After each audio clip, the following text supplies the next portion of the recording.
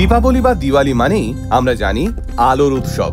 এদিন আলোয় আলোয় উদ্ভাসিত হয়ে ওঠে সমুদ্র হিমাচল। কিন্তু কেন পালন করা হয় এই দীপাবলি?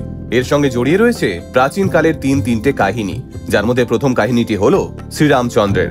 রাবণ বধের পর শ্রীরামচন্দ্র যখন দেবী সীতা ও ভ্রাতা লক্ষণের সঙ্গে অযোধ্যায় ফিরে এসেছিলেন, সেই দিন নাকি অযোধ্যা সহ গোটা ভারতবর্ষের প্রতিটা ঘরে জ্বলে উঠেছিল আনন্দ প্রদীপ, আর উৎসবে মেতে উঠেছিল গোটা অযোধ্যা।